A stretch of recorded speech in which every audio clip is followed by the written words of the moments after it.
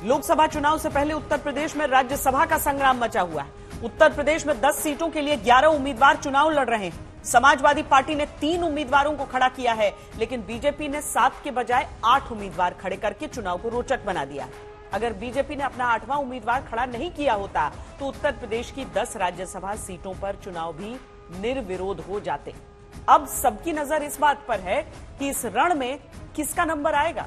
Samajwadi party number जुटाने में लगी है तो मुख्यमंत्री योगी आदित्यनाथ डिनर के जरिए नंबर गेम जीतना चाहते हैं। क्या है सारा गणित आपको बताएंगे, मगर इस वक्त की बड़ी खबर। लखनऊ में दोबारा एनडीए विधायकों की बैठक शुरू हो गई है। आज मुख्यमंत्री योगी आदित्यनाथ ने वैसे भी भोज के लिए सबको बुलाया है। बीजेपी के यूपी प्रभारी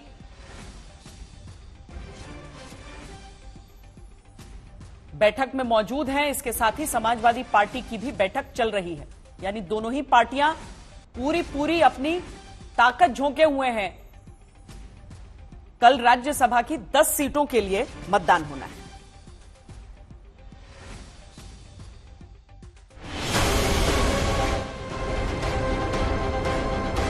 संजय सेठ चुनाव जीत रहे हैं बम्पर रोड से।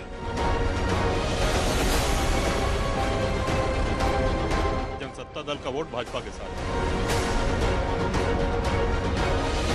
इस सरकार का तरीका है काम करने का, लोगों को डराना, लोगों को धमकाना, एजेंसियां लगा देना।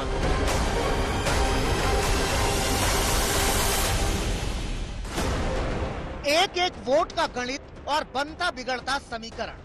यूपी में राज्यसभा चुनाव से ठीक पहले ऐसा सियासी रण छिड़ा है कि दोनों पक्ष अपना आंकड़ा दुरुस्त करने में लगे हुए हैं।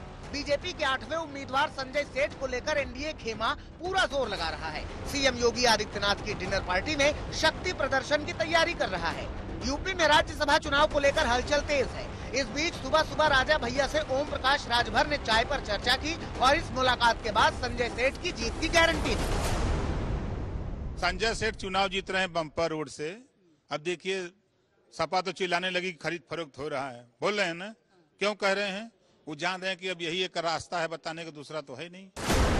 दरअसल समाजवादी पार्टी के प्रदेश अध्यक्ष नरेश उत्तम की राजा भैया से मुलाकात, फिर अखिलेश से फोन पर बात के बाद जनसत्ता दल के विधायकों की वोटिंग को लेकर सस्पेंस बना हुआ था। लेकिन वोटिंग से पहले राजा भैया ने अपने पत्ते खोलकर अखिलेश की चिंता को बढ़ा दिया है। हमको भोजन पे कहा गया तो हम भोजन करने आए हैं। दूसरा, जनसत्ता दल का वोट भाजपा के साथ है। भाजपा के साथ आपको तो समाजवादी पार्टी की तरफ से भी ऑफर था, बुला रहे थे, नहीं समर्थन दे दीजिए। स्वाभाविक है, जो चुनाव लड़ेंगे वो संपर्क करेंगे, लेकिन हम तो स्पष्ट कह रहे हैं कि आपका वोट इस चुनाव में, राज्यसभा के इस चुनाव में जनसत्ता दल भाजपा के साथ। तीनों उम्मीदवारों की जीत तय करने के लिए समाजवादी पार्टी को 111 वरीयता वोट चाहिए। समाजवादी पार्टी के 108 विधायक हैं, जिसमें से एक इरफान सोलंकी जेल में बंद हैं और वो वोट नहीं डाल सकेंगे। ऐसे में अब समाजवादी पार्टी के विधायकों की संख्या 107 रह गई है। वहीं बीजेपी में शामिल होने वाले सांसद रितेश पांडे के विधायक पिता राकेश पांडे को लेकर कई अटकलें बनी हुई हैं। अगर राकेश पांडे समाजवादी पार्टी के प्रत्याशी के पक्ष में वोट करते हैं तो कांग्रेस के 2 विधायकों को मिलाकर आंकड़ा 109 ही पहुंचेगा। पल्लवी पटेल जैसे कुछ नेताओं की नाराजगी के चलते भी समाजवादी पार्टी की राह आसान नहीं दिख रही है। उधर बीजेपी आसानी से 8वें प्रत्याशी की जीत का दावा कर रही है। एनडीए के सभी घटक दलों ने आपस में बातचीत करके 8 प्रत्याशी उतारे हैं। विधानसभा का संख्या अंक हमारे पक्ष में है, भारतीय जनता पार्टी के एनडीए के पक्ष में है, और 8 के 8 प्रत्याशी भारतीय जनता पार्टी के बड़े अंतर से राज्यसभा का चुनाव जीतेंगे। पेंच समाजवादी पार्टी का फंसा होगा। भारतीय जनता पार्टी की 8 की 8 सीटें बिल्कुल क्लियर है। समाजवादी पार्टी क्या करती है, कितने जीतेगी, ये उनका विषय है। भारतीय जनता पार्टी 8 की 8 सीटें जीतेगी। राज्यसभा की चुनावी लड़ाई में चुनौती को देखते हुए समाजवादी पार्टी ने तीनों प्रत्याशियों के लिए समान विधायक तय किए हैं। सभी के कोटे में 37 विधायक दिए गए हैं। समाजवादी पार्टी सभी प्रत्याशियों को पहली वरीयता का बता रही है। शायद पार्टी की कोशिश है कि प्रत्याशियों को लेकर नाराजगी से क्रॉस वोटिंग का खतरा टाला जा सके। समाजवादी पार्टी ने जिस तरह से पुनः जया बच्चन जी को राज्यसभा जाने का अवसर दिया है, या इस बात का सबूत है कि समाजवादी पार्टी सदैव आधी आबादी को प्रतिनिधित्व का मौका देती है। और जया बच्चन जी का राज्यसभा नामांकन यह साबित करता है कि समाजवादी पार्टी सिर्फ पीडीए की बात ही नहीं करती, पीडीए को लेकर के भी चलती है। क्योंकि बीजेपी को अपने सभी 8 उम्मीदवारों की जीत सुनिश्चित करने के लिए 296 विधायकों के प्रथम वरीयता के वोट की जरूरत है। BJP, RLD, Suhel Dev Bharatiya Samaj party, अपना दल, निषाद पार्टी, जनसत्ता दल लोकतांत्रिक समेत एनडीए के सभी घटक दलों की स्ट्रेंथ देखें तो 288 पहुंचती है। ऐसे में बीजेपी को सभी प्रत्याशियों की जीत तय करने के लिए 8 और विधायकों की जरूरत पड़ेगी। हम लोग एनडीए के साथ वोट कराएंगे। जिस कैंडिडेट के लिए वो हमको आवंटन करेंगे उस कैंडिडेट को हम वोट देने का काम करेंगे। दोनों पक्ष समीकरण को समझ रहे हैं और विधायकों को साधने में लगे हुए हैं। इस बीच अखिलेश यादव सरकार पर विधायकों को डराने का भी आरोप लगा रहे हैं। जो चुनाव होने जा रहा है उसमें सरकार दबाव बना रही है। विधायकों पे दबाव क्या बनाएगी सरकार, और ये सरकार का तरीका है काम करने का। लोगों को डराना, लोगों को धमकाना, एजेंसियां लगा देना, या कोई पुराना केस हो उसको निकाल करके उस पर दबाव बनाना, ये सब कुछ चलने वाला नहीं है इस चुनाव में। यूपी में राज्यसभा की 10 सीटों के लिए मंगलवार को वोट डाले जाएंगे। लोकसभा चुनाव से पहले यूपी में राज्यसभा की जंग भी रोचक हो गई है, जिसमें लोकसभा से पहले सियासी संग्राम की साफ झलक दिख रही है। लखनऊ से संतोष शर्मा, शिल्पी सेन और कुमार अभिषेक के साथ आज तक ब्यूरो। बैठकों का दौर अब भी जारी है। जिस समय आप ये खबर देख रहे हैं उस समय भी बैठकें चल रही हैं, चाहे वो एनडीए हो या फिर समाजवादी पार्टी हो। आपको सीधे लखनऊ लिए चलते हैं, जहां से हमारे उत्तर प्रदेश के ब्यूरो चीफ कुमार अभिषेक जुड़ रहे हैं।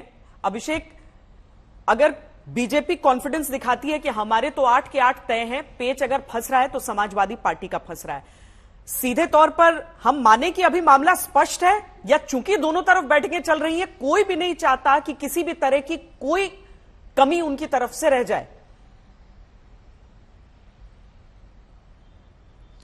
श्वेता, देखिए, मामला स्पष्ट तो नहीं है, लेकिन सरकार है और सरकार का होना बहुत मायने रखता है इस तरीके के चुनाव में।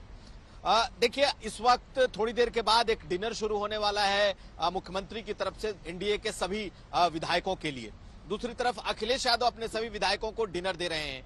तो आज रात की ये जो डिनर डिप्लोमेसी कह लीजिए या फिर डिनर पर जो बातचीत है, ये बड़ी अहम है।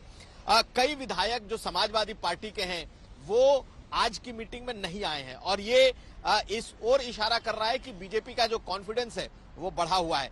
कुछ लोग बीजेपी के निशाने पर हैं, ऐसे जो पिछले कुछ समय से या तो नाराज हैं या बीजेपी ने कहीं ना कहीं उनके साथ टच में है।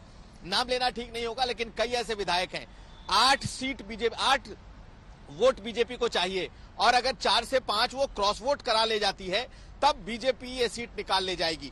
जिस कॉन्फिडेंस के साथ बड़े नेता कह रहे हैं कि बीजेपी 8वां सीट जीतेगी, और जिस तरीके से अखिलेश यादव ये कह रहे हैं कि डरा धमका रही है बीजेपी और किसी के केस खोल रही है, किसी पर जांच की बातें कह रही है, ये दिखा रहा है कि सरकार या सरकार के जो बड़े लोग हैं या बीजेपी के जो बड़े नेता हैं वो कॉन्फिडेंस में है कि वो जिता ले जाएंगे। लेकिन आज की रात सबके लिए भारी है, सब एक एक सिर गिन रहे हैं, और मुझे लगता है कि देर रात तक बहुत कुछ क्लियर होगा।